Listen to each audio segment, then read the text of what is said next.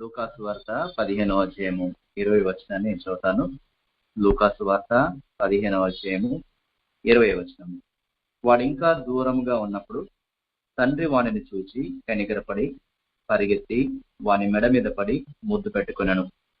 ప్రార్థన చేసుకున్నాము. పరిశుద్ధుడైన మా తండ్రి, మా ప్రభువైన యేసుక్రీస్తు నామములో మీ పాసానికి వస్తున్నాను. మీరు ఎంతైనా నమ్మదగిన దేవుడవు, కృపా కనికరం గల దేవుడవు, దయా దాక్షిణ్యపూర్ణవు, భూమిని ఆకాశమును అందులోని సమస్తమును కలగజేసినటువంటి సృష్టికర్త అయిన దేవుడవు. అందుకై మీ వందనాలు స్తోత్రాలు చెల్లించుకుంటున్నాను. నా తండ్రి, మీ ప్రియకుమారుడు, నా రక్షకుడు, నా విమోచకుడు, నా మా నిమిత్తమై శిలువలో కార్చినటువంటి అమూల్యమైన నిష్కలంకమైన రక్త ప్రోక్షణ కిందికి వస్తున్నాను. కడగము, పరిశుద్ధపరచము ఆయన. మరి చదవబడిన వాక్యం ద్వారా నన్ను మమ్మల్ని దర్శించుము, నాతో మాతో మాట్లాడము. నేనే తల్పుడను, ఐక్యుడను, నిష్ప్రయోజకుల దాసును ఒప్పుకుంటున్నాను. శిలువ చాట మరుగుపరచము. కేవలం నన్ను మీ నోటికి బోరగా వాడుకునము. మేము ఆత్మీయ మేలు పొందినట్లును, రూపాంతరం చెందినట్లును, మీరు ఆకలి కొరకు సిద్ధపరచబడినట్లును మీ దయగల మాటలు, ఆదరణకరమైన మాటలు, హెచ్చరిక మాటలు మాకు దయచేయమని ప్రార్థన చేస్తూ మహిమా ఘనత ప్రభావాలు మీకు ఆరోపించుకుంటూ మా ప్రభువైన యేసుక్రీస్తు నామములో స్తుతించి ప్రార్థించి వేడుకుంటున్నాను మా పరమ తండ్రి. ఆమేన్. లూకాసు వార్త 15వ అధ్యాయం 20వ వచనం మరొక మాట నేను చదువుతాను. వాడు ఇంకా దూరంగా ఉన్నప్పుడు తండ్రి వాడిని చూచి కనికరపడి పరిగెత్తి వాని మెడ మీద పడి ముద్దు పెట్టుకొనెను. ఇక్కడ తండ్రి అతన్ని చూశాడు, వాని మీద కనికరపడ్డాడు, పరిగెత్తుకొని వెళ్ళాడు, మెడ మీద పడి ముద్దు పెట్టుకున్నాడు. ఈ సంగతి అంతా కూడా మనకు తెలుసు. అయినప్పటికీ నేను 11వ వచనం నుంచి చదువుతాను. లేదంటే దానికంటే ముందు ఈ వచనం ఎవరి కొరకు చెప్పబడుతోంది, దేనికోసం చెప్పబడుతోంది అన్నది ఒక క్లారిటీ మనకు రావాలి. దానికోసం అని చెప్పేసి 15వ అధ్యాయం మొదటి వచనాన్ని చదువుతాను. 15వ అధ్యాయం మొదటి వచనం. ఒకప్పుడు సమస్తమైన సుంకరులను పాపులను ఆయన బోధ వినుటకు ఆయన దగ్గరకు వచ్చుండగా పరిసయ్యులను శాస్త్రులను అది చూసి ఇతడు పాపులను చేర్చుకొని వారితో కూడా భోజనము చేయించున్నాడని చాలా కనుగొనిది. అందుకైన వారితో ఈ ఉపమానం చెప్పాను. ఇక్కడ ప్రభువైన యేసుక్రీస్తు వారు సుంకరులతోనూ పాపులతోనూ కలిసి ఉంటున్నాడని, పరిసయ్యులు శాస్త్రులు యేసుక్రీస్తు ప్రభు మీద సనుగుతున్నారు. యేసుక్రీస్తు ప్రభు వారు పరిసయ్యులతోనూ శాస్త్రులతోనూ పాపులను చేర్చుకొని వారితో కూడా భోజనం చేస్తున్నాడని ఇక్కడ ఈ శాస్త్రులు పరిసయ్యులంతా కూడా యేసుక్రీస్తు ప్రభు వారి మీద సనుగుతా ఉన్నారు. దానికోసమని ప్రభువైన యేసుక్రీస్తు వారు ఇక్కడ నుండి కొన్ని ఉపమానాలు చెప్పడం ప్రారంభించాడు. ఎవరికి చెప్తున్నాడు ఈ ఉపమానాలు అంటే శాస్త్రులు పరిసయ్యులకు చెప్తున్నాడు.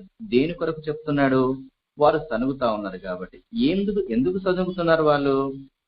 యేసుక్రీస్తు ప్రభువు వారు సమస్తమైన సుంకర్లతోనూ పాపులతోనూ కలిసి భోజనం చేస్తున్నాడు అని. కాబట్టి ఇప్పుడు మనం నేర్చుకోవాల్సింది ఏంటంటే, క్రీస్తు నందున్నటువంటి మనము, యేసుక్రీస్తు రక్తం చేత కడగబడినటువంటి మనము దీనిని ఏ విధంగా అర్థం చేసుకోవాలి, మన స్వభావం కూడా ఎలా ఉంది అన్న విషయాలు మనం అర్థం చేసుకోవడానికి ప్రయత్నం చేస్తాం. దానికోసం అని చెప్పి ఇక్కడ 11వ వచనం నుంచి మనము చదివితే, మరియు ఆయన ఇట్లనను, ఒక మనుషునికి 2 కుమారులుండిరి.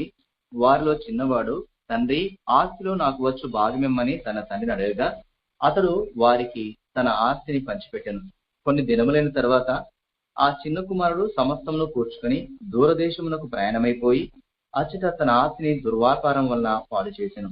అదంతయు ఖర్చు చేసిన తర్వాత ఆ దేశమందు గొప్ప కరువు రాగా వాడు ఇబ్బంది పడసాగి వెళ్లి ఆ దేశస్థులో ఒకని చెంత చేరను. అతడు పందులను మేపుటకు తన పొలంలోనికి వాడిని పంపెను. వాడు పందులు తిను పొట్టుతో తన కడుపు నింపుకొని ఆశపడను, కానీ ఎవడనూ వానికి ఏమీ ఇయ్యలేదు. అయితే బుద్ధి వచ్చినప్పుడు వాడు, నా తండ్రి యొద్ద ఎంతో మంది కూలివార్లకు అన్నము సమృద్ధిగా ఉన్నది, నేనైతే ఇక్కడ ఆకలికి చచ్చిపోతున్నాను. నేను లేచి నా తండ్రి యొద్దకు వెళ్ళి, తండ్రి, నేను పరలోకమునకు విరోధముగాను నీ ఎదుటను పాపం చేసిని, ఇక మీదట నీ కుమారుడనని అనిపించుకోవటకు యోగ్యుడను కాను. నన్ను నీ కూలివారిలో ఒకనిగా పెట్టుకునమని అతనితో చెప్పుదుననుకొని లేచి తండ్రి యొద్దకు వచ్చాను. వాడింకా దూరంగా ఉన్నప్పుడు తండ్రి వాడిని చూచి కనికరపడి పరిగెత్తి వాని మెడ మీద పడి ముద్దు పెట్టుకున్నాను. అప్పుడు ఆ కుమారుడు అతనితో, తండ్రి, నేను పరలోకమునకు విరోధముగాను నీ ఎదుటను పాపము చేసి ఇక మీదట నీ కుమారుని అనిపించుకున్నటకు యోగ్యుడను కానెను. అయితే తండ్రి తన దాసులను చూచి ప్రశస్త వస్త్రము త్వరగా తెచ్చి వీనికి కట్టి వీని చేతికి ఉంగరము పెట్టి పాదములకు చెప్పులు తొడిగించుడి, క్రొవ్విన పశువును తెచ్చి వధించుడి, మనము తిని సంతోషపడదుము. ఈ నా కుమారుడు చనిపోయి మరలా బ్రతికెను, తప్పిపోయి దొరికినని చెప్పాను. అంతటా వారు సంతోషపడసాగిరి. అప్పుడు అతని పెద్ద కుమారుడు పొలములో ఉండెను. వారు వచ్చుచు ఇంటి దగ్గరకు రాగా వాద్యములను నాట్యమును జరుగుట విని దాసుల్లో ఒకని పిలిచి ఇవి ఏమిటని అడగగా ఆ దాసుడు అతనితో, నీ తమ్ముడు వచ్చి ఉన్నాడు, అతడు తన యొక్క సురక్షితంగా వచ్చినందున నీ తండ్రి క్రొవ్విన పశువును వధించదనను. అయితే అతడు కోపపడి లోపలికి వెళ్ళనల్లకపోయాను కనుక అతని తండ్రి వెలుపలికి వచ్చి లోపలికి రమ్మని బతిమాలుకొనెను. అందుకతడు తన తండ్రితో, ఇదిగో ఇన్ని ఏళ్ల నుండి నేను సేవించున్నానే, నీ ఆజ్ఞ నేనెప్పుడునూ వినలేదే. ఆయనను నా స్నేహితులతో సంతోషపడినట్లు నీవు నాకెన్నడూ ఒక మేకపిల్లనైనా ఇయ్యలేదు. అయితే నీ ఆస్తిని వేషులతో తినివేసిన ఈ నీ కుమారుడు రాగానే వీని కొరకు క్రొవ్విన పశువును వధించితివని చెప్పాను. అందుకతడు, కుమారుడా, నీవెల్లప్పుడూ నాతో కూడా ఉన్నావు, నావన్నీ నీవి, మనం సంతోషపడి ఆనందించడం ఇష్టమే. ఈ నీ తమ్ముడు చనిపోయి తిరిగి బ్రతికెను, తప్పిపోయి దొరికెనని అతనితో చెప్పాను. ఇది ప్రభువైన యేసుక్రీస్తు వారు శాస్త్రులకి పరిచయులకి చెప్పేటటువంటి ఒక ఉపమానం. ఇక్కడ ఎవరు మనకు కనబడుతున్నారంటే ఒక ముగ్గురు మనుషులు కనబడుతున్నారు. ఒక తండ్రి ఉన్నాడు, ఆ తండ్రికి 2 కొడుకులు ఉన్నారు. ఆ కొడుకుల పేర్లు ఏంటి లేవు, చిన్నవాడని పెద్దవాడని మాత్రమే ఇక్కడ రాయబడి ఉంది. చిన్న కుమారుడు, పెద్ద కుమారుడు, 2 కుమారులు ఉన్నారు, తండ్రి ఉన్నాడు. తండ్రితో పాటు ఆ 2 కుమారులు నివసిస్తున్నారు.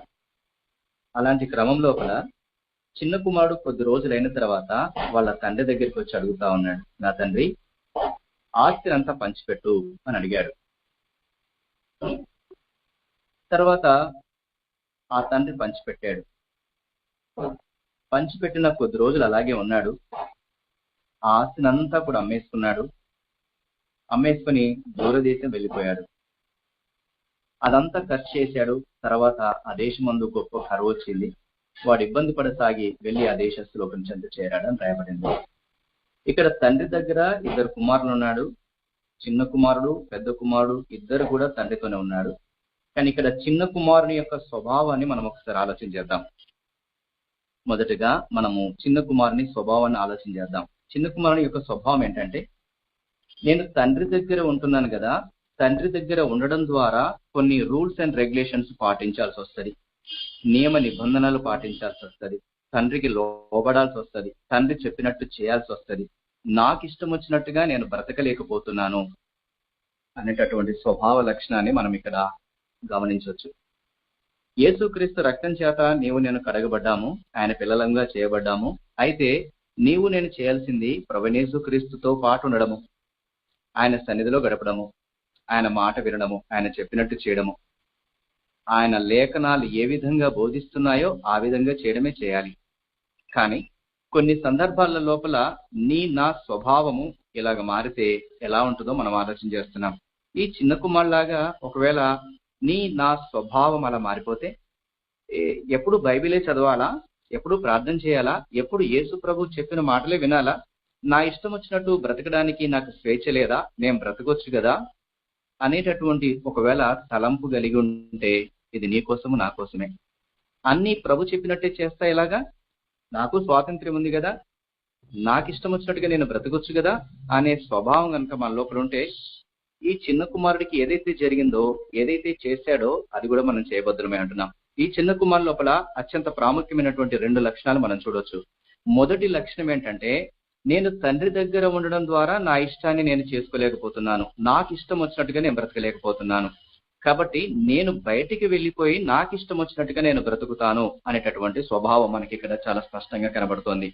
ఓకే, ఒకవేళ ఇలాంటి స్వభావం మన లోపల ఉంటే మనకు కూడా ఏం జరుగుతుందో మనకి ఇక్కడ తెలుసుకోవచ్చు.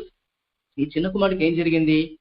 తండ్రి దగ్గరికి వచ్చాడు, ఆ స్వభావంతో తండ్రి అడుగుతున్నాడు, నా తండ్రి మన ఆస్తిని 2 భాగాలు చేసేయి, నా భాగం నాకెంత వస్తుందో అంత ఇచ్చేసి అన్నాడు. తండ్రి ఒప్పుకుంటాడా?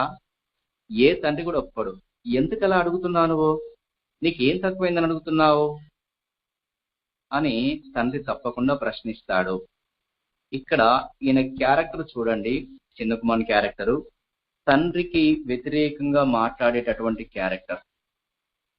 తన ఇష్టాన్ని నెరవేర్చుకోవడానికి తండ్రికి విరోధంగా మాట్లాడేటటువంటి క్యారెక్టర్ మనకు కనబడుతోంది. తర్వాత తండ్రిని ఒప్పింపజేశాడు. నా తండ్రి నాకు ఎలాగైనా పర్వాలేదు, నాకు ఆస్తి భాగం కావాలన్నాడు, పట్టుబట్టాడు. సరే అని తండ్రి ఆస్తిలో భాగాన్ని పంచిచ్చాడు. పంచిచ్చిన తర్వాత ఆ ఆస్తిని కాపాడుకుంటూ తన కళ్ళ ముందే ఉండాలిగా. ఇప్పుడు తండ్రి ఏమనుకుంటాడంటే, సరే నా కుమారుడు నా కళ్ళ ముందు ఉంటే సరిపోతుంది, నా దగ్గర లేకున్నా పర్లేదు, నాతో పాటు ఉంటాడు కదా, తన ఆస్తిని అయితే కాపాడుకుంటాడు కదా, చక్కగా బ్రతుకుతాడు కదా అని పంచిచ్చాడు. కానీ ఇప్పుడేం చేస్తున్నాడు కుమారుడు? ఆ ఆస్తితో పాటు తండ్రి దగ్గర కొద్ది సమయం ఉండొచ్చు, తర్వాత తన ఆలోచన ఏంటి? నా సొంతంగా నేను బ్రతకాలి, నా ఇష్టం వచ్చినట్టు నేను బ్రతకాలి, అదే అనే ఆలోచన. కాబట్టి ఆ ఆస్తిని అంతా కూడా అమ్మేసుకున్నాడు. ఆస్తిని అంతా కూడా అమ్మేసుకొని దూరదేశం ప్రయాణం కావడానికి ప్రయత్నం చేస్తున్నాడు. అప్పుడు తండ్రి ఊరుకుంటాడా? నా కుమారుడా, ఆస్తి పంచమన్నావు, సరే పంచాను.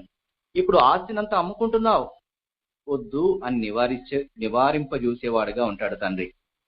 ఒకటి, అసలు ఆస్తి పంచమనడమే నీ తప్పు, సరే ఆయన పంచాను. రెండవది, ఆ ఆస్తినంతా కూడా అమ్ముతున్నావు, నా కళ్ళ ముందు ఉండి సరే బ్రతుకుతావు అనుకుంటే ఆ ఆస్తినంతా అమ్మేస్తున్నావు, అది తప్పురా, చేయకురా అని చెప్పేసి అన్నాడు. ఆయన ఆ కుమారుడు వినలేదు, ఆస్తినంతా అమ్మేసుకున్నాడు. మూడోది, ఆ ఆస్తినంతా సమకూర్చుకొని అమ్మిందంతా డబ్బులు పట్టుకొని దూరదేశం వెళ్తున్నాడు. ఇప్పుడు తండ్రి నివారించడా?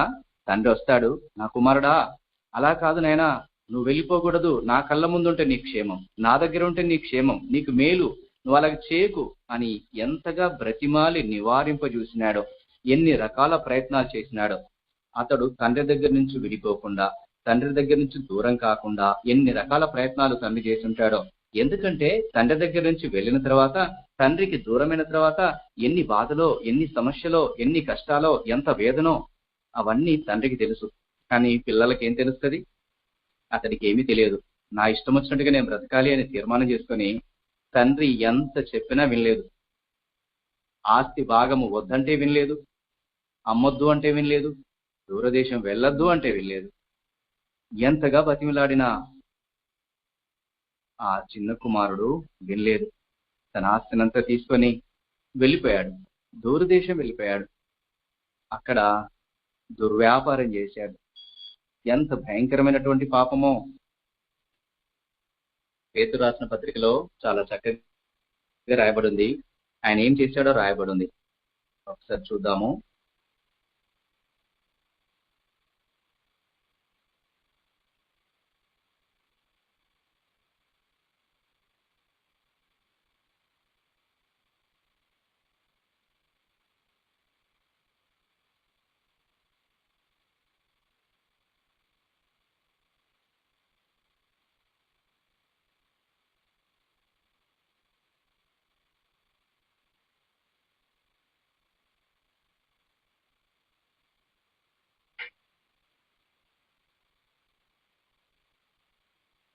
పేతురు రాసిన పత్రిక పేతురు రాసిన మొదటి పత్రిక 4వ ఆ అపరిమితమైన ఆ దుర్వ్యాపారం, లేదంటే ముందు నుంచి చదువుతాను. పేతురు రాసిన మొదటి పత్రిక 1:4 శరీర విషయంలో లేదంటే 3 మనము పోకిరి చేష్టలు, దురాశలు, మద్యపానము, అల్లరితో కూడిన ఆటపాటలు, త్రాగుబోతుల విందులు, చేయదగిన విగ్రహ పూజలు మొదలైన వాటి యందు నడుచుకొనుచు అన్యజనుల ఇష్టము నెరవేర్చుటకు గతించిన కాలమే చాలును. అపరిమితమైన ఆ దుర్వ్యాపారమునందు తమతో కూడా మీరు పరిగెత్తకపోయినందుకు వారు ఆశ్చర్యపడుచు మిమ్మను దూషించుచున్నారు. ఆ అపరిమితమైన దుర్వ్యాపారము ఏంటది? పోకిరి చేష్టలు, దురాశ, మద్యపానము, అల్లరితో కూడిన ఆటపాటలు, త్రాగుబోతుల విందులు, విగ్రహ పూజలు మొదలైనవి. అన్ని జనుల ఇష్టం ఎలాగైతే ఉందో అలా నెరవేర్చుకునేటటువంటి వాడుగా ఈ చిన్న కుమారుడు ఉన్నాడు. అంతా ఖర్చు చేశాడు, అంతా ఖర్చు అయిపోయింది. ఖర్చు అయిపోయిన తర్వాత ఆ దేశంలో భయంకరమైన కరువు వచ్చింది. ఆ కరువు వచ్చి ఆ కరువులో తట్టుకోలేక, తినడానికి తిండి లేక ఎక్కడికి వెళ్తున్నాడంటే కనీసము పందులైనా ఆ పందులు మేపి ఆ పొట్టుతోనైనా నేను కడుపు నింపుకుంటాను అని ఆ పందులు మేపేదానికి వెళ్ళాడు. వాస్తవానికి చూస్తే యోధులు పందులతో సహవాసం చేయరు, ఎందుకంటే అది అపవిత్రమైన జంతువు. అపవిత్రమైన జంతువు దగ్గరికి వెళ్ళరు, దాన్ని ముట్టుకోరు. కానీ ఎంత క్రింది స్థాయికి, ఎంత తగ్గింపు స్థాయికి, ఎంత లో స్థాయికి ఇది మనకి మా చిన్న కుమారుడు దిగిపోయాడో మనం అర్థం చేసుకోవచ్చు. పందుల దగ్గరికి వెళ్ళకూడదు, వెళ్తా అనుకున్నాడు. కనీసం పొట్టైనా తిందాం అనుకున్నాడు. అంటే ఎంత దరిద్రమైనటువంటి పరిస్థితిలోనికి, ఎంత నీచమైనటువంటి పరిస్థితుల్లోనికి మనోడు వెళ్ళిపోయాడో మనకు ఆలోచన చేయొచ్చు. కానీ అక్కడికి వెళ్ళాడు. వెళ్ళిన తర్వాత ఏం జరిగింది? కనీసం ఆ పొట్టైనా తిందాం అనుకుంటే ఆ పొట్టు దొరికిందా? ఆ పొట్టు కూడా దొరకలేదు. ప్రయత్నం చేశాడు. వాడు పందులు తిను పొట్టుతో తన కడుపు నింపుకుని ఆశపడని గాని ఎవడునూ వానికి ఏమీ ఇయ్యలేదు. నో ఏమీ కూడా ఇవ్వలేదు. ఆకలి కలమటిచ్చిపోతున్నాడు. చచ్చిపోయే పరిస్థితి వచ్చింది. పొట్టైనా తిందాము, పందులతో అయినా పర్లేదు ఉందామన్నటువంటి అలాంటి పరిస్థితిలోకి వెళ్ళిపోయాడు. భయంకరమైన పరిస్థితి, కడు దీనమైనటువంటి పరిస్థితిలోకి వెళ్ళిపోయాడు. అంత తీవ్రమైన కష్టముతో, బాధతో, ఆకలి తప్పులతో ఉన్నప్పుడు అప్పుడు కదా వాడికి బుద్ధి వచ్చింది. ఇవన్నీ వస్తాయని తండ్రికి ముందే తెలుసు. కానీ ఎవరైతే నా ఇష్టం వచ్చినట్టు నేను బ్రతుకుతాను, దేవునికి వ్యతిరేకంగా ఉంటాను, నాకు ఇష్టం వచ్చినట్టు నేను బ్రతకొచ్చు అనే వాళ్ళ పరిస్థితి కూడా ఇలాగే ఇద్దేమో. సరే, ఈ చిన్న కుమారుడు అలాంటి పరిస్థితిలో వచ్చినప్పుడు ఇప్పుడు బుద్ధి వచ్చింది. అంత క్రిటికల్ పొజిషన్కి వచ్చినప్పుడు అతనికి బుద్ధి వచ్చి అతను చెప్తున్నాడు, అయితే బుద్ధి వచ్చినప్పుడు వాడు నా తండ్రి యొద్ద ఎంతో మంది కూలివాండ్రకు అన్నము సమృద్ధిగా ఉన్నది, నేనైతే ఇక్కడ ఆకలికి చచ్చిపోతున్నాను. నేను లేచి నా తండ్రి యొద్దకు వెళ్ళి, తండ్రి, నేను పరలోకమునకు విరోధంగాను నీ ఎదుటను పాపము చేసి తిని ఇక మీదట నీ కుమారుని అనిపించుకుంటకు యోగ్యుడను కాను, నన్ను నీ కూలివారిలో ఒకనిగా పెట్టుకోమని అతనితో చెప్పుదననుకొని లేచి తండ్రి దగ్గరికి వెళ్ళాను. ఇప్పుడు అతనికి బుద్ధి వచ్చి డిసైడ్ అయిపోతున్నాడు. ఏం ఆలోచన చేస్తున్నాడు? నా తండ్రి దగ్గరికి నేను వెళ్తాను, నా తండ్రి దగ్గర కూలి వాళ్ళకి చాలా మంచి సమృద్ధైన భోజనం దొరుకుతుంది కనుక నేను అక్కడికి వెళ్ళిక నీ కుమారుడిగా ఉండడానికి నేను యోగ్యుని కాను, నీ కూలి వాళ్ళు ఒకరిగా నన్ను పెట్టుకో అని చెప్తాను అని పరిపూర్ణంగా మారు మనసు పొంది తను లేచి బయలుదేరుతున్నాడు. ఇక్కడ మనం గమనించాల్సింది ఏంటంటే, ఇక్కడ ఒక మాటని, చక్కని మాటని తను జ్ఞాపకం చేస్తున్నాడు. ఏంటంటే, ఇక నీ కుమారుడును అనిపించుకున్నటకు యోగ్యుడను కాను అనే పదాన్ని మనం గుర్తుపెట్టుకోవాలి. ఎందుకు ఆ పదాన్ని ప్రయోగం చేస్తున్నాడు అంటే, తండ్రి ఎంత బతిమలాడాడు కదా, ఎంత బతిమలాడుంటాడో. నాకు తెలిసి కాళ్ళు పట్టుకొని, గడ్డం పట్టుకొని ఎన్ని రకాల ప్రయత్నాలు చేశాడో. నా కుమారుడు వద్దు, దూరం వెళ్ళి మాకు, నువ్వు నష్టపోతావు, కష్టాలు వస్తాయి, బాధలు వస్తాయి, శ్రమలు వస్తాయి, నాయనా ఉండరా ఇంటి దగ్గరే అని ఎంతగా బతిమిలాడుంటాడో. అంతగా బతిమిలాడాడు గనకనే, ఆ బతిమిలాడిన వినలేదు గనకనే వెళ్ళిపోతే ఈ కష్టాలు వచ్చాయి. కనుక నేను కుమారుడు అనిపించుకోవడం యోగ్యుడు కాదు అని చెప్తున్నాడు. కాబట్టి ఇది మనం గమనించాల్సింది. కుమారుడు అనిపించుకునే యోగ్యత లేదు అతనికి. అట్లాగా తండ్రి బతిమిలాడిన వినకుండా వచ్చాడు. కాబట్టి నేను కుమారుడు అనిపించుకోవడానికి యోగ్యం లేదు కానీ నేను బ్రతకాలంటే కనీసం నా తండ్రి దగ్గరికి వెళ్ళి నేను కూలి పనైనా చేసుకుని బ్రతుకుతానని డిసైడ్ అయ్యి వచ్చాడు. ఇప్పుడు మనం చదువుకున్న వాక్యం, వాడు ఇంకా దూరంగా ఉన్నప్పుడు తండ్రి వాడిని చూచి కనికరపడి పరిగెత్తి వాని మెడ మీద పడి ముద్దు పెట్టుకునను అని రాయబడింది. సరే, ఇక్కడ మనము ఒక విషయాన్ని జ్ఞాపకం చేసుకున్నాం. చిన్న కుమారుడు గురించి మనము చాలా ప్రాముఖ్యమైనటువంటి విషయాన్ని ధ్యానిద్దాం. చిన్న కుమారుడు 3 విషయాల్లో తప్పిపోయాడు. ఒకటి, తండ్రి ఆస్తిలో భాగం అడగకూడదు అప్పుడే కానీ అడిగాడు. రెండవది, ఆస్తిని అమ్ముకున్నాడు. ఆస్తి భాగమిమ్మని తండ్రిని బలవంతం చేశాడు, మొదటి మిస్టేక్. రెండో మిస్టేక్ ఏంటంటే, అతడు ఆస్తిని అంతా కూడా అమ్ముకున్నాడు. తండ్రి ఎంత నివారింపజూసినా కూడా అమ్మేసుకున్నాడు, మూడో మిస్టేక్. మూడో మిస్టేక్ ఏంటంటే, ఇక ఆ ఆస్తిని అంతా సమకూర్చుకొని దూరదేశం వెళ్ళిపోయాడు. తండ్రి బతిమలాడాడు కానీ వెళ్ళిపోయాడు.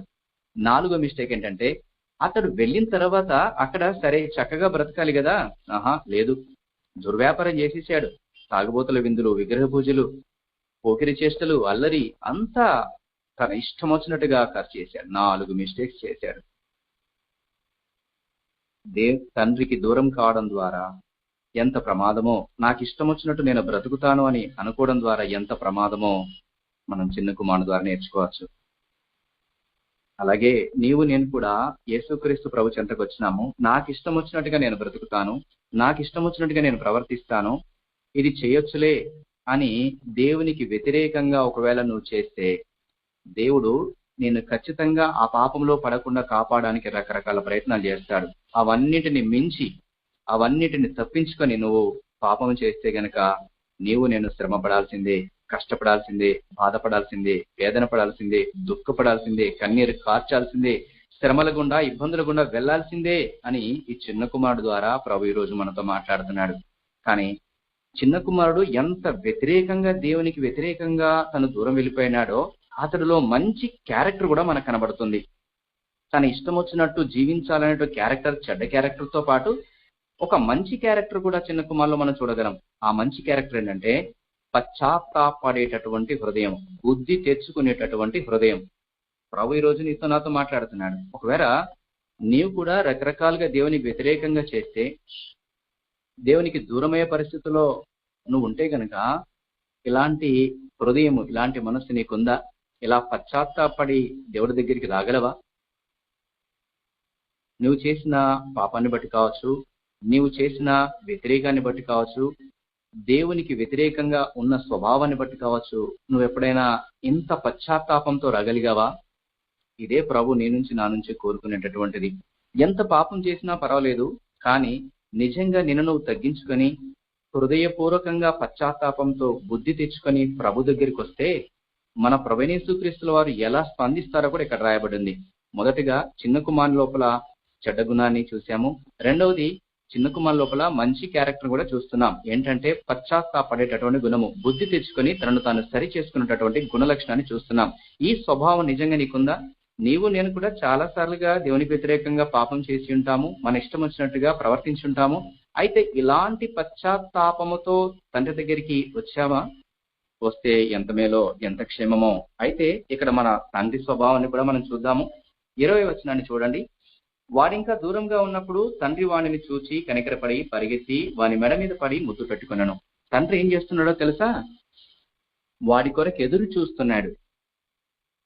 ఎంత మంచి తండ్రి కదా! 4 రకాల మిస్టేక్స్ చేసినటువంటి ఆ కుమారుని కొరకు పరమ తండ్రి ఎదురు చూసేవాడుగా ఉన్నాడు. 1, ఆస్తి భాగము పంచమన్నాడు. 2, అమ్ముకున్నాడు. 3, తండ్రి దగ్గర నుంచి వెళ్ళిపోయాడు. 4, తన ఆస్తిని, తండ్రి ఆస్తిని మొత్తం కూడా ఇష్టం వచ్చినట్టు జలసా చేసి ఖర్చు చేశాడు. అయినప్పటికీ అలాగా ప్రవర్తించినప్పటికీ ఆ కుమారుని కొరకు తండ్రి ఎదురు చూసేవాడుగా ఉన్నాడు. ఈ రోజు ప్రభు నీ కొరకు కూడా ఎదురు చూసేవాడుగా ఉన్నాడు. దేవునికి వ్యతిరేకంగా ఎన్ని మార్లు తప్పిపోయావో, ఎన్ని మార్లు దేవునికి వ్యతిరేకంగా మాట్లాడావో, ప్రవర్తించావో, ఆలోచన చేశావో, కానీ దేవుడు నీ కొరకు ఎదురు చూసేవాడే. గుర్తుపెట్టుకో, ఆ పరమ తండ్రి నీ కొరకు ఎదురు చూసేవాడే. ఎప్పుడొస్తా నా కుమారుడు, ఎప్పుడొస్తా నా కుమార్తె అని ఎదురు చూసేవాడు మన తండ్రి. ఎదురు చూడమే కాదు, ఏం చేస్తున్నాడు చూడండి. వానిని చూచి కనికరపడి ఎదురు చూస్తున్నాడు, పరిగెత్తుకొని వెళ్తున్నాడు. కనికరపడేటటువంటి దేవుడైనా, ఎదురు చూసే దేవుడైనా, కనికరపడే దేవుడైనా, పరిగెత్తుకొని వచ్చే దేవుడైనా, మెడ మీద పడి ముద్దు పెట్టుకునే దేవుడైనా, మన దేవుడు ఎంత మంచివాడో కదా! నువ్వు ఎలాంటి ఘోర పాపం చేసినా, ఎంత వ్యతిరేకంగా దేవునికి ప్రవర్తించినా దేవుడు నీ కొరకు చేతులు చాచే ఉంచుతాడనడానికి నిదర్శనమేది.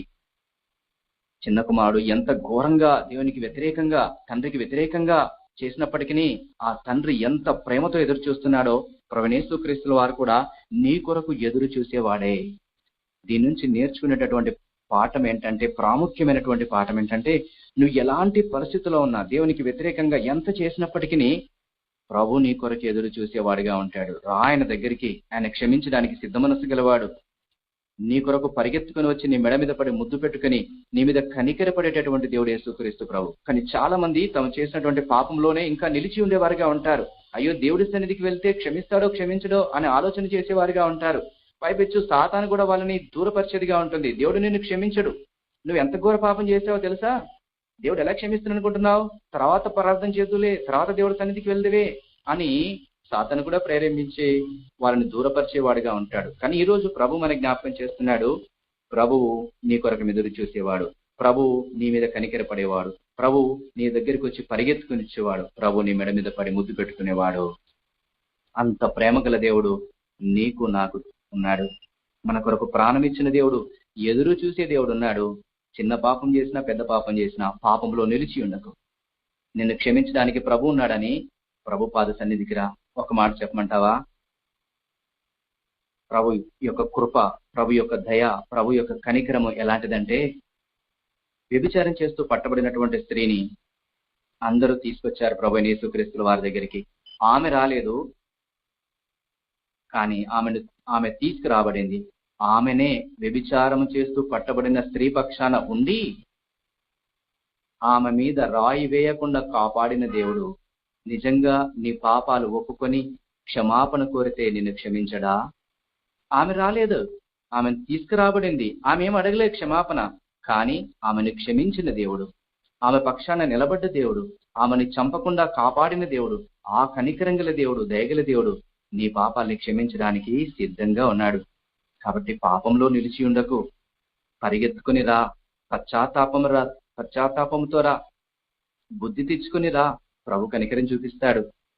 అది విచారం చేస్తూ పట్టబడిన ఆ స్త్రీ పైన కృప చూపిన దేవుడు, దయ చూపిన దేవుడు, కనికరం చూపిన దేవుడు నిన్ను నన్ను కనికరం చూపడా? ఆయన రక్తం చేత కడగబడిన మనలపైన ఇంకెక్కువగా కృప చూపుతాడు కదా.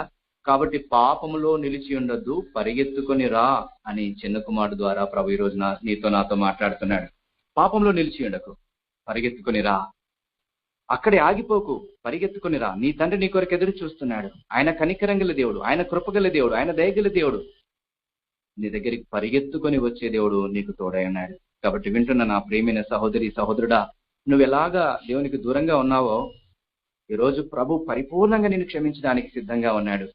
అసలు ఏం జరుగుతుందో తెలుసా? దేవునికి దూరంగా ఉంటే ఏం కోల్పోతావో తెలుసా? దేవుని దగ్గరగా వస్తే మరలా బుద్ధి తెచ్చుకొని పశ్చాత్తాపంతో దేవుని దగ్గరికి వస్తే నీకేం దొరుకుతుందో తెలుసా? ఇదిగో చూడండి. అప్పుడు ఆ కుమారుడు అతనితో, తండ్రి, నేను పరలోకమునకు విరోధముగాను నీ ఎదుటను పాపము చేసేదిని, ఇక మీదట నీ కుమారుడని అనిపించుకున్నటకు యోగ్యుడని కానను. అయితే ఇక్కడ ఈ మాటను బట్టి, 21వ మాటను బట్టి మనకి ఏమర్థమవుతుందంటే, అతడు నిజంగా పశ్చాత్తాపంతో వచ్చాడని అర్థమవుతుంది, నిజంగా బుద్ధి తెచ్చుకొని వచ్చాడని అర్థమవుతుంది, నిజంగా ప్రభు కనికరం కోరి, తండ్రి కనికరం కోరి, దయని కోరి వచ్చాడని అర్థమవుతుంది. నీవు నేను అలాగ వస్తే ఏం జరుగుతుంది? దేవునికి వ్యతిరేకంగా ఉండి పాపము చేస్తే ఏం కోల్పోతాము? ఒకసారి చూద్దాము. 22వ వచనం. అయితే తండ్రి తన దాసులను చూచి, ప్రశస్త వస్త్రము త్వరగా తెచ్చి వీనికి కట్టి, వీని చేతికి ఉంగరము పెట్టి, పాదములకు చెప్పులు తొడిగించడి అని చెప్తున్నాడు. నువ్వు దేవునికి వ్యతిరేకంగా ఉంటే, అదే పాపంలో నిలిచి ఉంటే నీకేం జరుగుతుందో తెలుసా? ప్రశస్త వస్త్రము అనగా రక్షణ వస్త్రాన్ని కోల్పోవచ్చు. దేవునికి వ్యతిరేకంగా పాపం చేసి ఆ పాపంలోనే నిలిచి ఉంటే నీ వేలికి ఉంగరం వెళ్ళిపోతుంది, అంటే దేవుడిచ్చే అధికారాన్ని కోల్పోతావు. ఒకవేళ నువ్వు దేవునికి వ్యతిరేకంగా పాపం చేసి అదే పాపంలో నిలిచి ఉంటే నీ చెప్పులు ఊడిపోతాయి, అంటే సమాధానము నువ్వు కోల్పోతావు దేవుడితో. మరలా చెప్తున్నాను, మొదటిది నీ రక్షణ కోల్పోవచ్చు, రెండవది దేవుడు నీకు ఇచ్చే అధికారాన్ని కోల్పోవచ్చు, మూడవది దేవునితో సమాధానాన్ని కూడా కోల్పోవచ్చు. ఒకవేళ నువ్వు అలాంటి పాపంలో ఇంకా నిలిచి ఉన్నావేమో, ప్రభు నీ పైన కనికరం చూపిస్తున్నాడు. తిరిగి వచ్చేసేయి. తిరిగి వస్తే ప్రభు మరలా ఇచ్చేస్తాడు, రక్షణ వస్త్రాన్ని నీకు ఇస్తాడు, తిరిగి నీ అధికారాన్ని నీకు ఇస్తాడు, సమాధాన పరుస్తాడు ఆయన. అలాంటి గొప్ప దేవుడు. ఇదిగో ఆ కుమారుడు నిజంగా పశ్చాత్తాపడి వచ్చినప్పుడు ఆయనకు అదే చేశాడు కదా. ఏం చేశాడు? ప్రశస్త వస్త్రాన్ని తీసుకొచ్చి కట్టించాడు, చేతికి ఉంగరం పెట్టాడు, పాదములకి జోళ్లు తొలగించాడు, మరలా సమాధానం ఇచ్చాడు. నా కుమారుడా, ఇంకా నో ప్రాబ్లం, నా సేవకునిగా కాదు నువ్వు ఉండాల్సింది, నీవు నా కుమారుడివే, నువ్వు నా రాజ్యానికి వారసుడివే, నా ఇంటికి వారసుడివే అని ప్రభు చెప్తున్నాడు. ఎంత ప్రేమ అండి, ఎంత కనికరం అండి, ఎంత దయండి. నేను ఎంత చెప్పినా వినలేదు, ఆస్తి భాగం అడిగావు, సరే నా ముందైతే ఉంటావులే అనుకున్నాను, కానీ ఆస్తినంతా అమ్మేశావు, సరేలే అమ్ముకొని ఇక్కడైనా ఉంటావు అనుకుంటా, లేదే ఆస్తినంతా అమ్ముకొని దూరదేశం వెళ్ళిపోవు, చీచి పో. సరే దూరదేశం వెళ్ళిపోయి అక్కడైనా క్షేమంగా బ్రతుకుతావా? లేదే, అంతా నీ ఇష్టం వచ్చినట్టు బ్రతికి నీ ఇష్టం వచ్చినట్టు సర్వనాశనం చేసావు కదరా నువ్వు అని అనే పరిస్థితే కదా. కానీ అలాగన్నాడా ప్రభువు? లేదు, కనికరం చూపించాడు, మెడ మీద పడి ముద్దు పెట్టుకున్నాడు, పరిగెత్తుకొని వెళ్ళాడు, ఎదురు చూశాడు. అంత మాత్రమే కాదు, తండ్రి చెంతకి వస్తే రక్షణ వస్త్రాలను ఇస్తాడు, తిరిగి అధికారాన్ని ఇస్తాడు, సమాధాన పరుస్తాడు. ఎంతమంది దీన్ని కోల్పోతున్నారండి ఈ సత్యం తెలియక? ఎంతమంది ఇంకా అదే పాపంలో నిలిచి ఉంటున్నారండి ఈ సత్యం తెలియక? సాతాను ఈ సత్యం తెలియకుండా వారి కనులకు గుడితనం కలిగజేసింది, క్రీస్తు చెంతకి రాకుండా అడ్డుకుంటోంది. అయితే ఈ రోజు ప్రభు మనతో మాట్లాడుతున్నాడు, పాపములో నిలిచి ఉండగా పరిగెత్తుకుని వచ్చేసాయి. శ్రమల పాలు కాకముందే, శిక్ష అనుభవించకముందే ప్రభు పాద సన్నిధికి వచ్చేసాయి. చిన్న కుమారుడు ఎంతో శ్రమ పడిన తర్వాత, వేదన పడిన తర్వాత బుద్ధి తెచ్చుకున్నాడు. అలా కాకూడదు మనమనే ప్రభు మాట్లాడుతున్నాడు. చిన్న పొరపాటు చేశామా, తప్పు చేశామా, దేవునికి వ్యతిరేకంగా చేశామా, అదే పాపంలో నిలిచి ఉండకు. వెంటనే నీ మనస్సాక్షి నిన్ను గద్దించిన వెంటనే, పరిశుద్ధాత్మ దేవుడు నీతో చెప్పిన వెంటనే పాపమును ఒప్పుకొని క్షమాపణ అడిగి ఆయన రక్తం చేత కడుక్కొని ప్రభు చెంతకి రా. శిక్ష పడేదాకా చూసుకోకు. పాపం చేసిన ప్రతి వ్యక్తి శిక్షించబడాల్సిందే. ఆ శిక్ష నీ మీదికి రాకముందే, దేవుని ఉగ్రత రాకముందే పరిగెత్తుకుని రావాలనే ప్రభు మనకి జ్ఞాపకం చేసేది. వింటున్నావా? ప్రభు నీ కొరకే మాట్లాడేది. ఇంకా ఎంతకాలం పాపంలో నిలిచి ఉంటాం? రా, ప్రభు ప్రేమ గలవాడు, నీ కొరకు ఎదురు చూస్తున్నాడు. నీకు వస్త్రాలు ధరింప చేయడానికి, రక్షణ వస్త్రాలు ధరింప చేయడానికి, ఉంగరము పెట్టడానికి, పాదములకు జోళ్లు తొలగించడానికి ప్రభు చేతులు చాచించినాడు. వస్తావా? మన ప్రభు ప్రేమ గలవాడు. మొదటి క్యారెక్టర్ చూసాము, చిన్న కుమారుని క్యారెక్టర్. అతడు దేవునికి వ్యతిరేకంగా, తండ్రికి వ్యతిరేకంగా నిర్ణయం తీసుకొని తన ఇష్టం వచ్చినట్టు బ్రతకాలని వెళ్ళిపోయి నష్టం తెచ్చుకొని, బుద్ధి తెచ్చుకొని ఇచ్చినాడు. ఫస్ట్ క్యారెక్టర్ ఏంటంటే దేవునికి వ్యతిరేకంగా తన ఇష్టం వచ్చినట్టు బ్రతకాలనుకున్నాడు. ఇది చెడ్డ క్యారెక్టర్. అయితే అందులో ఉన్న మంచి క్యారెక్టర్ ఏంటి? బుద్ధి తెచ్చుకొని మరలా తండ్రి దగ్గరికి రావడం. ఈ రోజు నువ్వు కూడా అలాంటి క్యారెక్టర్ కలిగి ఉంటే ఆ చెడ్డ క్యారెక్టర్ వదిలిపెట్టి బుద్ధి తెచ్చుకొని ప్రభు పాద సన్నిధికి రా. అదే ప్రభు మాట్లాడేది. రెండవ క్యారెక్టర్ తండ్రి క్యారెక్టర్. తండ్రి కనికరం గలవాడు, తండ్రి ఎదురు చూసేవాడు, తండ్రి పరిగెత్తుకుని వెళ్ళేవాడు, తండ్రి మెడ మీద పడి ముద్దు పెట్టుకునేవాడు, తండ్రి క్షమించేవాడు, తండ్రి ఆదరించేవాడు, మరలా రక్షణ వస్త్రాలు ధరింపజేసేవాడు, నీకు అధికారాన్ని ఇచ్చేవాడు, సమాధానం పరిచేటటువంటి వాడు అని గుర్తుపెట్టుకో. ఇది తండ్రి యొక్క లక్షణం, ఇది తండ్రి యొక్క స్వభావం. అలాంటి తండ్రి నీకున్నాడు. ఆయన నిన్ను కొన్నాడు. అది మర్చిపోవద్దు సుమా. ఆయన వైపు చూసే వారంగా ఉందాం. ఇక అత్యంత ప్రాముఖ్యమైన ఇంకొక క్యారెక్టర్ ఉంది. ఈ క్యారెక్టరే చాలా ప్రాముఖ్యమైనది. ఏమనుకుంటామంటే మనము, నేనైతే అలాగేం పాపం చేయలేదు, దేవుడి సన్నిధిలోనే ఉన్నాను అని అనుకుంటాం. చాలా మంది మందిరాలలో, సంఘంలో నేను ఎప్పుడు పాటలు పాడే గుంపులో ఉంటాను, ప్రార్థన చేసేటటువంటి గుంపులో ఉంటాను, అలాగే దేవుని పని చేసే గుంపులో ఉంటాను, దేవుని ఇంటి పనిని ప్రేమించేవాడిగా, స్వార్థ పఠించేవాడిగా ఉంటాను అనుకుంటాం. అయితే ఒకవేళ నీ లోపల ఇలాంటి క్యారెక్టర్ ఉందేమో చూద్దామా? 23వ వచనాన్ని, కొరవిన పశువును తెచ్చి వధించడి, మనము తిని సంతోషపడదము. ఈ నా కుమారుడు చనిపోయి మరల బ్రతికెను, తప్పిపోయి దొరికినని చెప్పాను. అంతటా వారు సంతోషపడసాగిరి. కాబట్టి ఆ కుమారుడు వచ్చిన తర్వాత తండ్రి విందు చేసేటటువంటి వాడుగా ఉన్నాడు. ఎంత సంతోషిస్తాడో మన తండ్రి, మన పాపములు మనం ఒప్పుకొని ఆయన చెంతకొస్తే, ప్రభువా నన్ను కనికరించు, నాపై కృప చూపు, నేను ఈ పాపం చేశాను, నన్ను క్షమించంటే తండ్రి క్షమించి నేను ఆదరించి బలపరిచేవాడిగా ఉంటాడని మాట్లాడుతున్నాడు. అతడు వస్తే విందు చేసేవాడిగా ఉన్నాడు. గద్దించిన వాడిగా, శిక్షించిన వాడిగా లేడు మన ప్రభువు. విందు చేసిన వాడిగా ఉన్నాడు పరమ తండ్రి. ఆయన గుణ లక్షణాలు అలాంటివి, ఆయన కనికరం అలాంటిదని ప్రభు ఈ రోజు మనకి జ్ఞాపకం చేస్తున్నాడు. సరే, ఇక 25వ వచనాన్ని మనం చూద్దాము. అప్పుడు అతని పెద్ద కుమారుడు పొలములో ఉండెను. వాడు వచ్చుచు ఇంటి దగ్గరకు రాగా వాద్యములు నాట్యములు జరుగుట విని దాసుల్లో ఒకని పిలిచి ఇవి ఏమిటని అడగగా, ఆ దాసుడు అతనితో నీ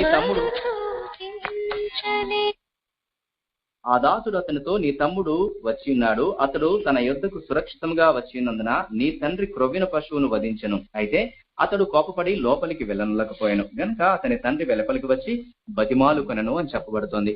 ఇక్కడ రెండవ క్యారెక్టర్ ఏంటంటే, మనం ఆలోచన చేసినట్టుగా చాలా మంది మందిరంలో మనం ఇలాగ అనుకుంటాం, దేవుని స్వార్థ ప్రకటిస్తున్నాను, పాటలు పాడుతున్నాను, ప్రార్థన చేస్తున్నాను, దేవుని ఇంటిలోనే ఉంటున్నాను అని అనుకుంటాము.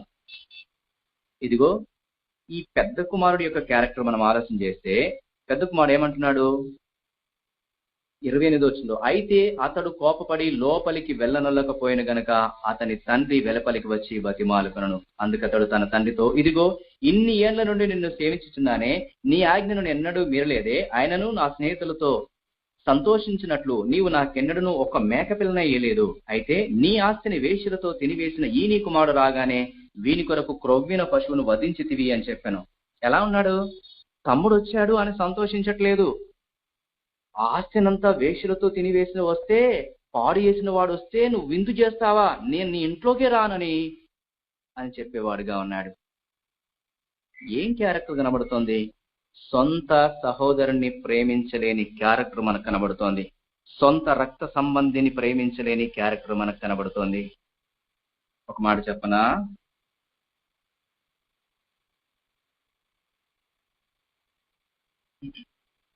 యోహాను రాసిన మొదటి పత్రిక 4వ అధ్యాయము 20 వచనం, 20-21 వచనాలు. ఎవడైనాను నేను దేవుని ప్రేమించుచున్నానని చెప్పి తన సహోదరుని ద్వేషించినలా అతడు అబద్ధికుడగును. తాను చూసిన తన సహోదరుని ప్రేమింపని వాడు తాను చూడని దేవుని ప్రేమింపలేడు. దేవుని ప్రేమించువాడు తన సహోదరుని కూడా ప్రేమింపలను ఆజ్ఞను మనం ఆయన వలన పొంది ఉన్నాము. తన సహోదరుని ప్రేమించలేనటువంటి వాడు, కనబడేటటువంటి సహోదరుని ప్రేమించలేని వాడు నేను దేవుణ్ణి ప్రేమిస్తున్నాను అంటే ఎలాగా?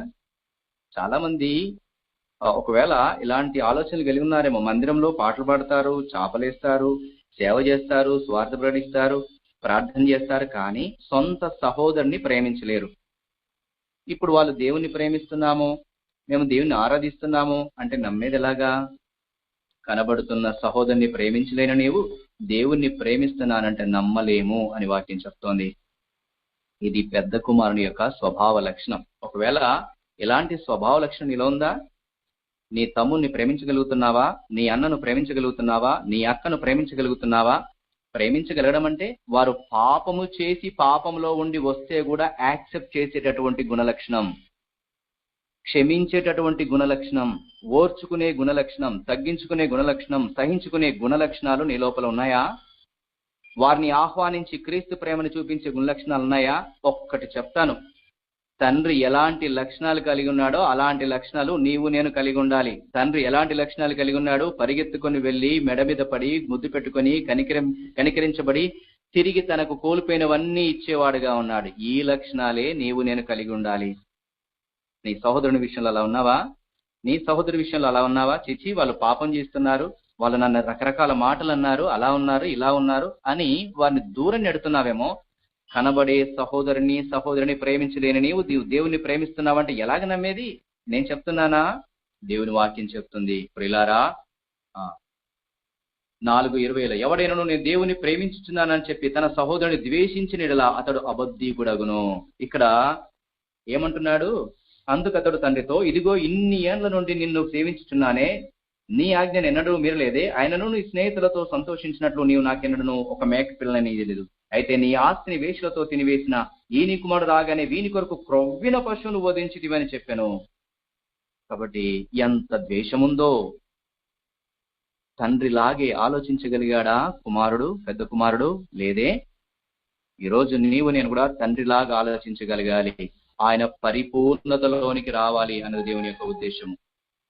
ఎఫెసీయులకు రాసిన పత్రిక 4:13 పరిశుద్ధులు సంపూర్ణులైనట్లు క్రీస్తు శరీరము క్షేమాభివృద్ధి చెందుటకు పరిచర్య ధర్మం జరిగించటకు అన్నాడు. పరిశుద్ధులు సంపూర్ణులు అవ్వాలి. సంపూర్ణులు అంటే ఆ క్రీస్తుకు కలిగిన ప్రేమను మనం కలిగి ఉండాలి. అలాగే కొలస్సీలకు రాసిన పత్రిక 1:28 ప్రతి మనిషిని క్రీస్తునందు సంపూర్ణంగా చేసి ఆయన ఎదుట నిలువబెట్టవలనని అని రాయబడింది. ప్రతి మనుషుని క్రీస్తునందు సంపూర్ణంగా చేసి ఆయన ఎదుట నిలవబెట్టాలి. అంటే ప్రతి ఒక్కరిని తండ్రి ఎలాగైతే ప్రేమించాడో మనం అలాగే ప్రేమించబద్దులమే అంటున్నాం. ఆ స్వభావం మన లోపల కలగాల. ఈ ప్రేమ నీలో ఉందా? నీవు అలా ప్రేమించగలవా? తండ్రి దేవుణ్ణి ప్రేమిస్తున్నానని చెప్పడం కాదు, కనబడే సహోదరిని ప్రేమించాలి. ప్రేమించడం అంటే ఓర్చుకోవడం, సహించుకోవడమే. ప్రేమ దయ చూపించును, మత్సరపడదు, డంబంగా ప్రవర్తించదు, ఉప్పొంగదు, అమర్యాదగా నడవదు, స్వప్రయోజనం విచారించుకోదు, త్వరగా కోపడదు, మనసులో అపకారమును ఉంచుకొనదు. ఇది కదా ప్రేమ. ఇలాంటి ప్రేమతో నువ్వు నిజంగా ప్రేమించగలుగుతున్నావా? నిన్ను మాత్రం దేవుడు అలా ప్రేమించాలి, నీవు మాత్రము నీ సహోదరిని అలా ప్రేమించవా? ప్రియమైన సహోదరుడా, 3 క్యారెక్టర్స్ మనం చూసాం. ఒకటి చిన్న కుమారుని క్యారెక్టర్. దేవునికి వ్యతిరేకంగా ఉండి తన ఇష్టం వచ్చినట్టు బ్రతకాలనుకున్నాడు, వెళ్ళిపోయాడు, నష్టపోయాడు. కానీ పశ్చాత్తాపంతో తిరిగి వచ్చాడు. ఈ రోజు నీవు నేను కూడా మనకిష్టం వచ్చినట్టు బ్రతకాలని పాపం చేసి వెళ్ళిపోతే త్వరగా తిరిగిరా. నష్టపోకముందే, దేవుని ఉగ్రత నీ మీదికి రాకముందే తిరిగి వస్తే ప్రభు నీ కొరకు ఎదురు చూస్తున్నాడు. కోల్పోయినవన్నీ నీకు మరలా ఇస్తాడు. కాబట్టి పాపంలో నిలిచి ఉండగా చిన్న కుమారులాగా త్వరగా తిరిగి రావాలి. చిన్న కుమారుడు ఆలస్యం చేశాడు, అలా కాదు, మనం త్వరగా తిరిగి వస్తే దేవుడు క్షమిస్తాడు. ఇది చిన్న కుమారుడు ద్వారా నేర్చుకునే పాఠము. తండ్రి ద్వారా నేర్చుకునే పాఠము తండ్రి ఎలాగైతే ప్రేమించేవాడుగా ఉన్నాడో నీవు నేను అలాగా ప్రేమించే వారంగా ఉండాలి. తండ్రి స్వభావాన్ని నేర్చుకో. తండ్రి కనికరం గలవాడు, తండ్రి ఎదురు చూసేవాడు, తండ్రి మెడ మీద పడి ముద్దుకు పెట్టుకునేవాడు. తండ్రి కనికరం చూపించాడు, కోల్పోయినవన్నీ తిరిగి ఇచ్చినాడు. అది తండ్రి ప్రేమ. నీ తండ్రి నీ విషయంలో అలాగే ఉన్నాడు. కాబట్టి నువ్వు నేను కూడా అలాగే ఉండాలి. మూడో వ్యక్తి పెద్ద కుమారుడు. పెద్ద కుమారుడు తండ్రితో పాటే ఉన్నాడు, తండ్రి చెప్పినట్టుగానే ఉన్నాడు, తండ్రితో పాటు అన్ని రకాల పనులు చేశాడు, తండ్రికి సపోర్ట్ గా ఉన్నాడు. కానీ హృదయములో సహోదరుని ప్రేమించలేని స్వభావం ఉంది. నీవు కూడా మందిరంలోనే ఉన్నావు, పరిచర్య చేస్తున్నావు, అన్ని బాగానే చేస్తున్నావు, కానీ నీ సొంత వాళ్ళను నువ్వు ప్రేమించలేకపోతున్నావు. దేవుడు ఎంత బాధపడుతున్నాడు కదా. నువ్వు సంపూర్ణ కావాలని దేవుని యొక్క ఉద్దేశం. దేవుని ఇంటిలో ఉండడం కాదు, మంచిదే, కానీ ఆ క్రీస్తు స్వభావము, ఆ క్రీస్తు ప్రేమ నీలో ఏర్పడాలి కదా. అలా ఏర్పడకపోతే ఎలాగా? కాబట్టి ఈరోజు సరి చేసుకుందాం. ప్రభు నీతోనే మాట్లాడేది. నువ్వు సంపూర్ణ కావాలి కదా, క్రీస్తులాగా మారాలి కదా, క్రీస్తు స్వరూపము మన యందు ఏర్పడాలి కదా. అందుకనే అపోస్తలుడైన పౌలు అంటాడు, క్రీస్తు స్వరూపం మీ యందు ఏర్పడకు నాకు మరలా ప్రసవ వేదన కలుగుచున్నది అంటాడు. అలాగే కొరింథీయులకు రాసిన పత్రికలో చెప్తాడు, ఆత్మ ద్వారా ఆ పోలికగా మనం మార్పు చెందుతున్నామని రాయబడు. కాబట్టి ఆ పోలికగా నీవు నేను మార్పు చెందాలని ఈ రోజు ప్రభు మాట్లాడేది. చిన్న కుమారుడు లాంటి స్వభావం ఉందా? నీకు ఇష్టం వచ్చిన బ్రతకాలని మార్చుకో. తండ్రి దగ్గరే ఉండి తండ్రి చెప్పినట్టుగానే ఉంటే నీ క్షేమం. పెద్ద కుమారుడు తండ్రి దగ్గరే ఉన్నాడు, తండ్రి చెప్పినట్టే ఉన్నాడు, కానీ హృదయంలో సహోదరుని ప్రేమించలేని స్వభావం ఉంది. నీవు నేను తండ్రి దగ్గరే ఉన్నా మంచిదే, కానీ సహోదరుని ప్రేమించే స్వభావం ఉందా? ఒకవేళ లేకపోతే ఈ రోజే సరి చేసుకుందాం. ప్రభు మనల్ని క్షమిస్తాడు. ఆయన కనికరం గల దేవుడు. ప్రభు నన్ను క్షమించు, నిజంగా నిన్ను ప్రేమిస్తున్నానని చెప్తున్నాను, కానీ సహోదరుని ప్రేమించినట్టు స్వభావం నా లోపల ఉంది, నన్ను క్షమించు అని అడుగుదాం. ఆయన కనికరం చూపిస్తాడు, దయ చూపిస్తాడు, మన పాపములన్నీ క్షమిస్తాడు. కాబట్టి ప్రభు వైపు చూద్దాం. కనికరం గల దేవుడు, దయగల దేవుడు, కృప చూపే దేవుడు ఉన్నాడు. పాపంలో నిలిచి ఉండగా త్వరగా ఆయన వైపు తిరిగే వారంగా మన ముందుగాక. ప్రభు మనల్ని క్షమించి క్రీస్తు పోలికను, క్రీస్తు స్వభావాన్ని, క్రీస్తు ప్రేమను మనకు అనుగ్రహించి మన సహోదరులను మనం ప్రేమించేటట్టుగా చేయునుగాక. ప్రార్థన చేస్తున్నాం.